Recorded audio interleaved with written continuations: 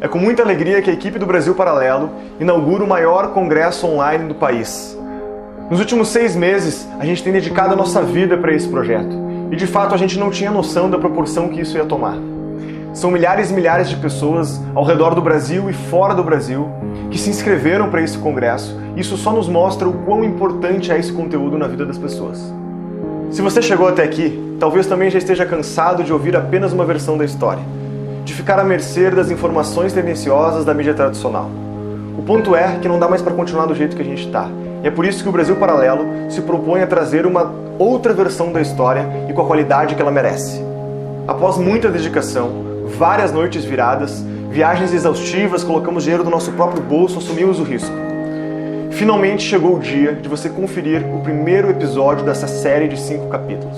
Os episódios estão fantásticos e você vai poder assistir gratuitamente logo em seguida. Acontece que esses episódios são só uma parte. Para montarmos esses capítulos, nós gravamos mais de 120 horas de conteúdos exclusivos. São aulas, palestras, entrevistas com grandes especialistas abordando e aprofundando os temas mais relevantes da atualidade. Todo esse conteúdo tem mudado a nossa vida. Por isso montamos um pacote premium que te dará acesso a todo esse acervo de conteúdo de forma organizada. É um patrimônio histórico, um marco no pensamento brasileiro. E é dessa forma que vamos dar continuidade nesse projeto de ser uma mídia independente. Precisamos da sua ajuda e da sua vontade de mudar o Brasil para que em 2017 o Brasil Paralelo possa se tornar a primeira mídia independente no Brasil. Muito importante, essa oferta estará disponível somente para os primeiros 1000 compradores. Depois disso o preço será outro. E pode ter certeza que acaba rápido. Então se você quiser adquirir essas 120 horas de conteúdo exclusivo e ser um fundador da nova mídia independente no Brasil, compre agora o pacote Premium. Fique agora com o primeiro capítulo do Congresso Brasil Paralelo e até breve. –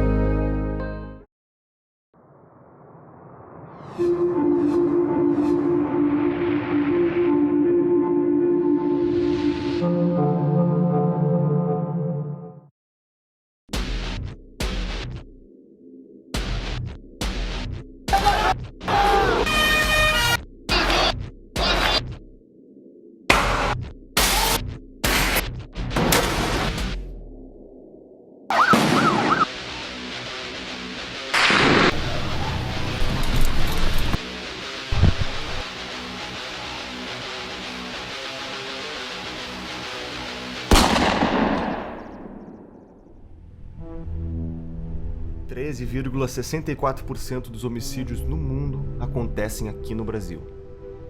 No ano em que recebemos as Olimpíadas, levantamos a medalha de ouro em número de homicídios, 59.627. Se considerarmos a estimativa de homicídios não contabilizados, estamos superando a guerra da Síria em número de mortos por ano. O número de assaltos é o dobro da média mundial. De cada 100 crimes cometidos no país, menos de 8 são solucionados. Acontecem 60 mil assassinatos por ano e 55 mil ficam sem solução. Mesmo que apenas 5% dos criminosos sejam presos, temos a 4ª maior população carcerária do mundo, o dobro da população total da Islândia. Como chegamos até aqui? O que nos fez chegar tão longe?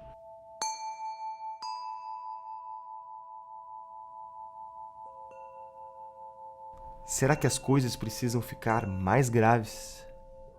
Será que o problema ainda não chegou na sua casa? O que estamos fazendo de errado?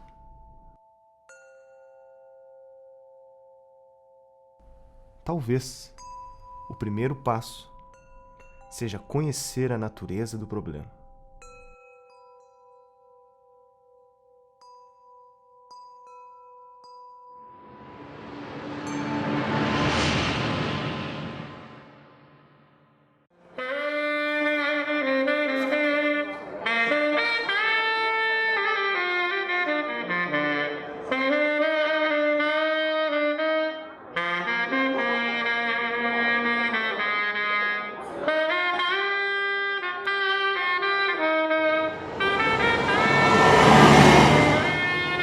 E nós pagamos um alto preço pela nossa missão.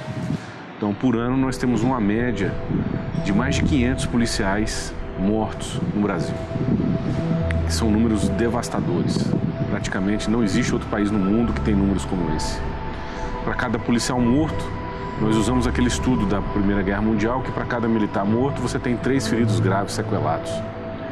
Então, quando a gente faz essas contas em anos, né, os números são inacreditáveis.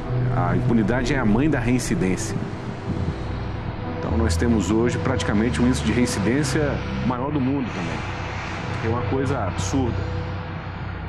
E isso traz consequências graves na vida de cada brasileiro. Não tem brasileiro hoje que não sofreu ou que não conhece uma pessoa próxima que não sofreu uma violência, que não sofreu um crime, seja de furto, seja de roubo, ou um acidente de carro. Então tem números em alguns lugares do Brasil, a audiência de custódia está liberando uma média de 80% dos presos em flagrante. Então o cenário hoje é esse. E na medida que o criminoso, nós temos casos, está até na internet, de bandidos que foram presos, bandido que foi preso 27 vezes pela Polícia Militar.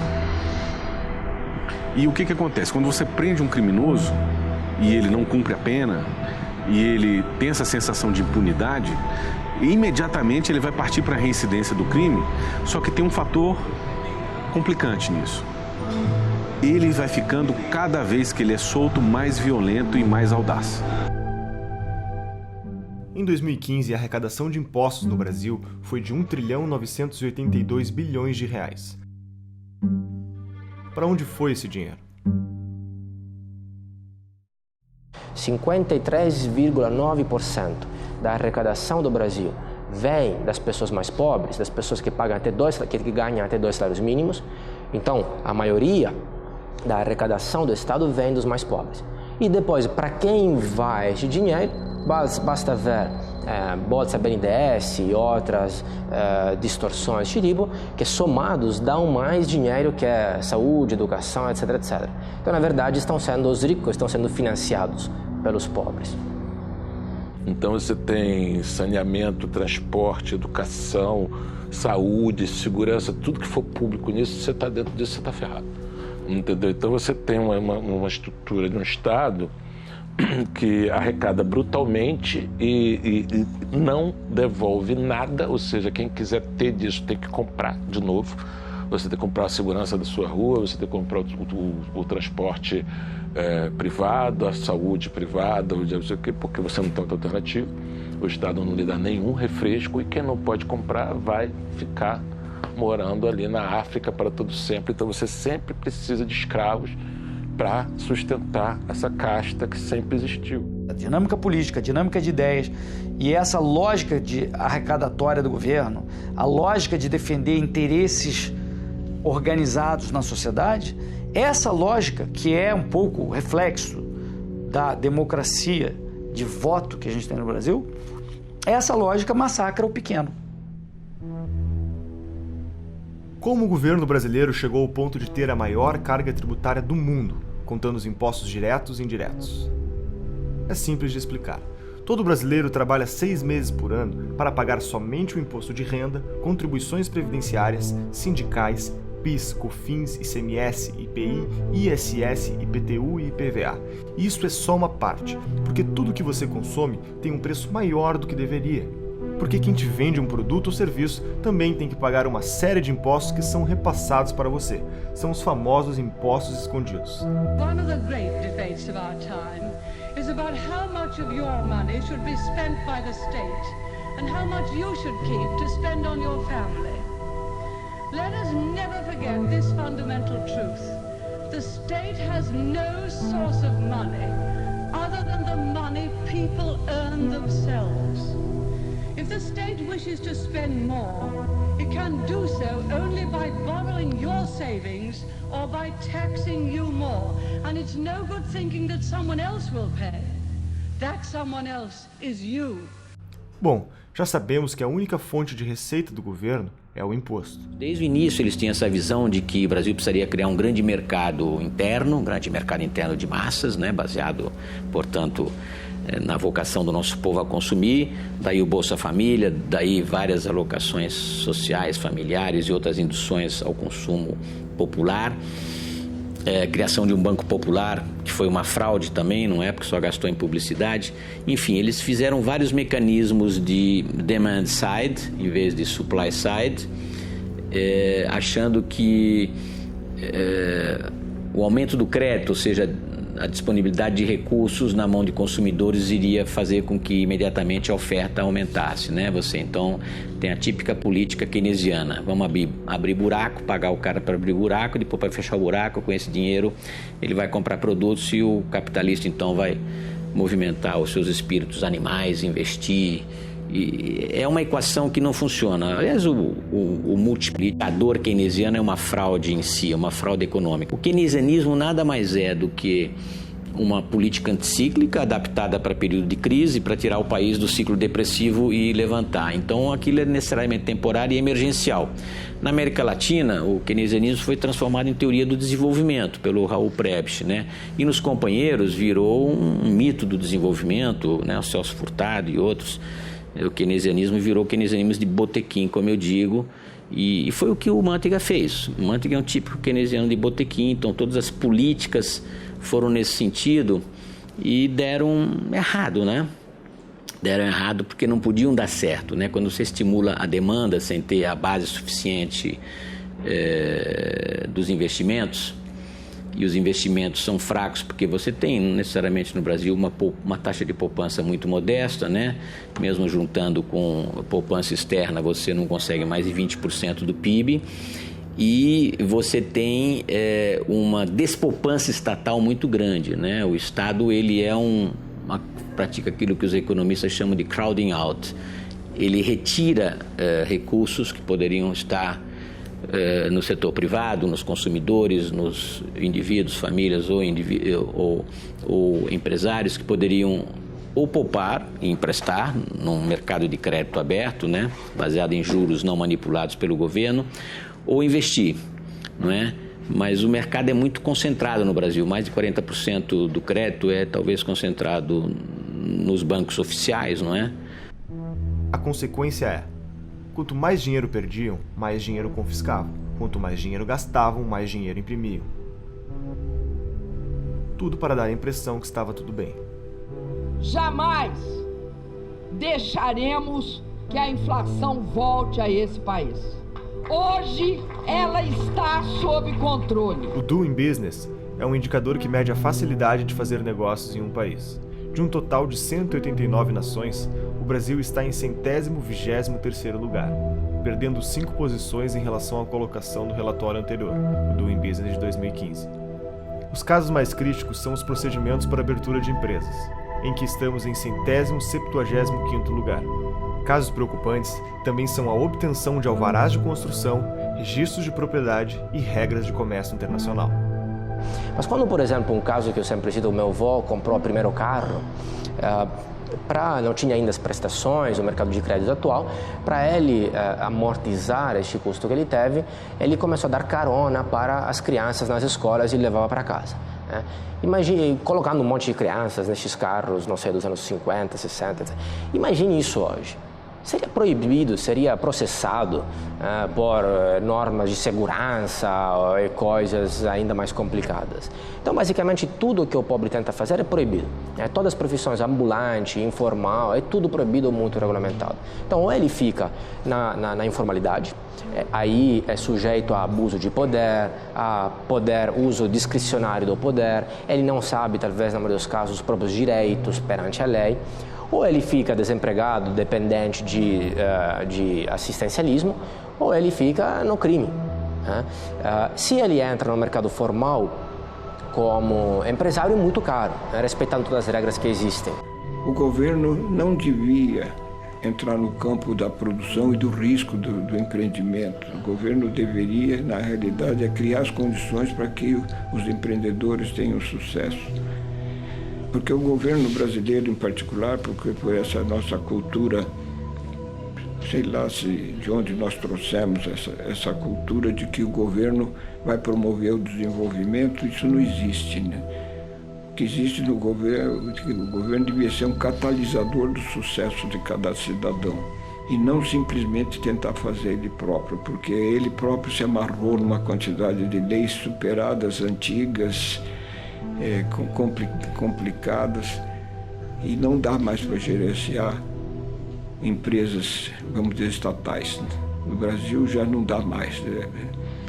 As empresas que nós temos hoje ainda estatais, nós vemos que estão se debatendo com problemas que não deveriam existir, e mais num regime de fiscalização do que de produção. Dentro desse panorama, eu gostaria que cada um pensasse no exemplo que a natureza nos dá.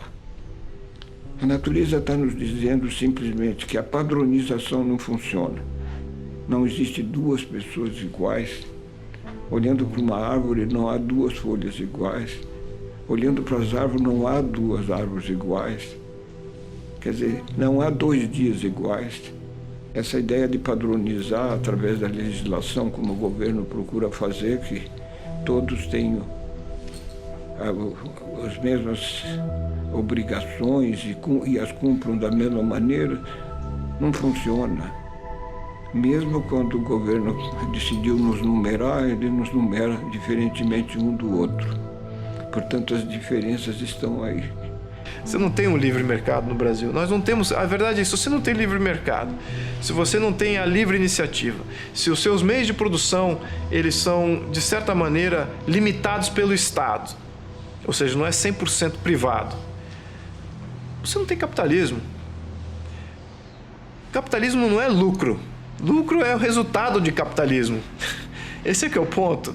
Você pegar esses índices econômicos mundiais de liberdades econômicas, né, do Fraser Institute ou da Heritage Foundation, né, Economic Freedom of the World, o Brasil está lá para o final de países parcialmente não livres, né? Você tem os países absolutamente livres, aqueles suspeitos de sempre, Hong Kong, Estados Unidos, Escandinávia, e tem os países menos livres e tem uma terceira categoria de parcialmente não livres e os não livres, a China, Vietnã, Venezuela, até o Brasil está num lugar muito ruim para a nossa autoestima nacional. Nós somos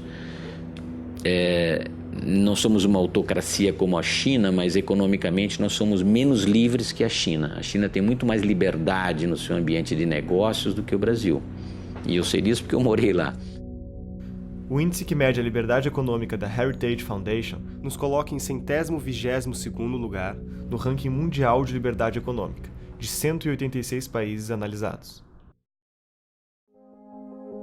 O ponto é, nós perdemos a liberdade. A liberdade de construir o novo. A liberdade que nos permite mudar o nosso rumo. A liberdade de escolher para onde o nosso dinheiro deve ir.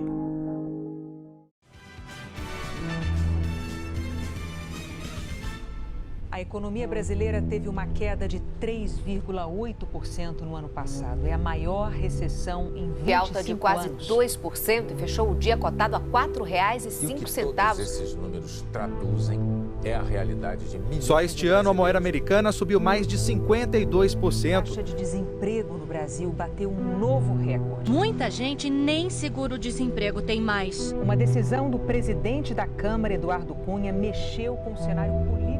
Todo esse cenário não permite ser um território fértil para a produtividade.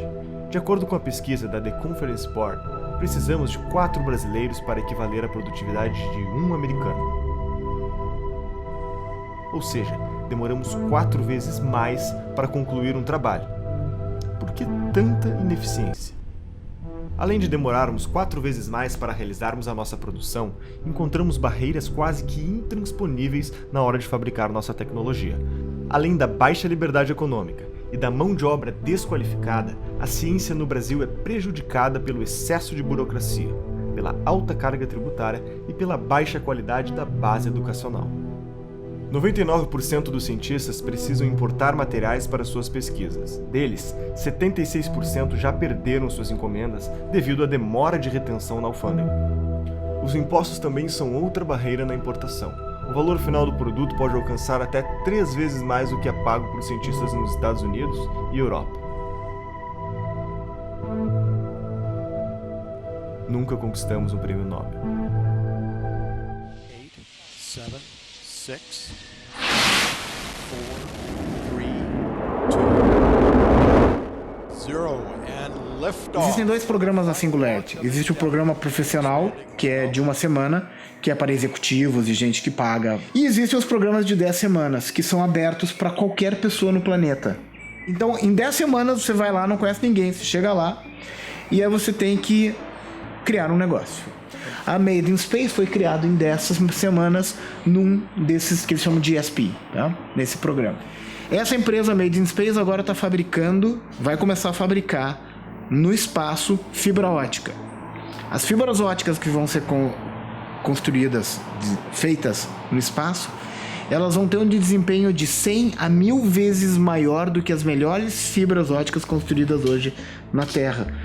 Então se imagina se você traz essa fibra para cá e começa a utilizar essa fibra para transporte de dados, para cálculos matemáticos, quão mais rápidos nós produziremos coisas na Terra. Isso a gente via nos filmes, tá? Isso está acontecendo. Mas isso só está acontecendo porque existe uma liberdade fantástica para a construção disso. E aí eu me dei conta de que eu teria que pegar uma cápsula do tempo, que na verdade é um avião da United, e retornar para cá. Porque agora, se você... é possível viajar no tempo? Sim. Pega um avião e vai para São Francisco.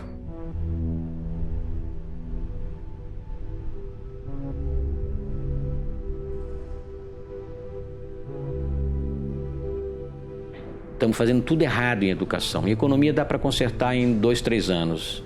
Educação, se você fizer as coisas certas, os resultados vão vir só daqui a 15 anos. O nosso país tem como slogan a pátria educadora.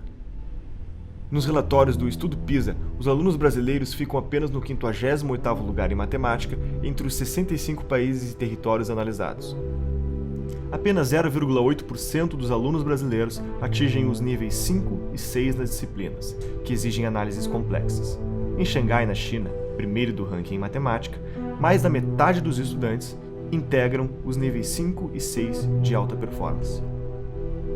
O mais intrigante é que o problema parece também não ser a falta de dinheiro. Primeiro, como ministro da Educação, eu sempre lutarei por mais recursos em favor da educação. Essa tem sido a minha tese. Agora, eu não posso desconhecer o fato real de que o orçamento, como proporção do PIB investido na área da educação, é um orçamento robusto, considerável, comparativamente ao que ocorre nos principais países do mundo. A gente investe mais de 6% do PIB, 6,6% do PIB, de acordo com os últimos dados, o que nos coloca entre os países de maior orçamento como proporção do PIB do mundo, levando em consideração o levantamento dos membros da OCDE, o que mostra claramente que a gente também tem uma dificuldade que diz respeito à qualidade do gasto, à forma que você investe. Então, muito foi feito aqui de forma dispersa, mais de 80, 90 programas e projetos, cada um sem que pudesse ter um diálogo entre si, uma interação entre si, colocando um grau de ineficiência muito forte e de desperdício de dinheiro público que salta aos olhos e que necessita realmente uma correção de rumo. Países como Suíça, Estados Unidos e Coreia do Sul investem proporcionalmente menos do que o Brasil e têm um retorno significativamente maior. Entretanto, há uma tese que afirma que o problema é a desigualdade de renda. Mas podemos ver o desempenho dos mais ricos versus os mais pobres e compará-los com outros países. Notamos que os alunos mais ricos do Brasil têm uma performance abaixo dos alunos considerados pobres de países desenvolvidos. A educação brasileira hoje está na UTI. O IDEB para o ensino médio desde 2011 não é atingido, a meta fixada, e os anos finais do fundamental também não, o que mostra que falta qualidade. A gente tem um passo muito largo e importante em termos de universalização, de acesso, principalmente no fundamental, mas nós vivemos e convivemos ainda com a realidade muito difícil, afetando diretamente a vida dos jovens e das crianças do Brasil. Isso é tão grave que agora, em 2015, o governo instituiu um novo procedimento de avaliação denominado ANA, a Avaliação Nacional de Alfabetização no país. E identificou, e publicou no meados do ano passado, identificou que 56% das crianças brasileiras no terceiro ano do ensino fundamental, que de acordo com a própria legislação e o PNE deveriam estar plenamente alfabetizadas, que seriam crianças de 8 anos de idade, essas crianças são analfabetas ou analfabetas funcionais. Então, você definiu o estágio de 1 a 5, elas estão no estágio 1 e 2, ou seja, não conseguem ler e decodificar um texto de 10 linhas, nem tampouco fazer de forma adequada as 4 operações matemáticas.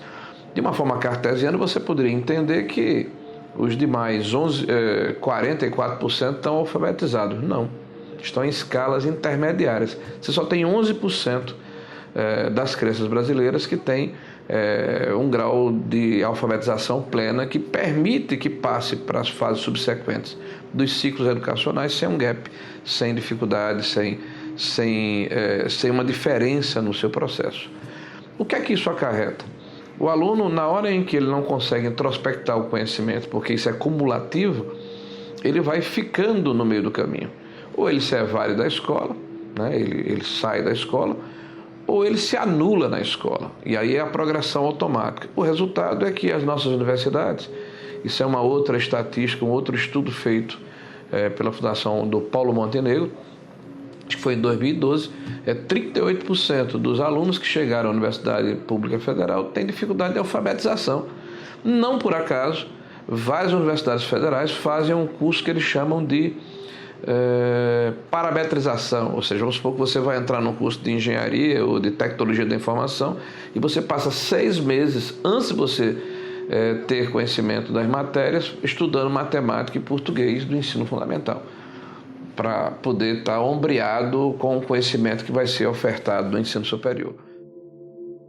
É possível que tudo que contamos para você até aqui seja fruto da incompetência de um governo corrupto, deixando os serviços públicos se deteriorarem e as brechas para que tudo isso se agrave com o tempo. A outra hipótese é menos ingênua e dá o crédito para a competência do governo. Karl Marx dizia que a propriedade tem de ser estatizada progressivamente, lentamente, através da taxação progressiva. Aumentar imposto, aumentar imposto, aumentar imposto. Então, não foi um desvio das metas do PT, foi o cumprimento exato do programa.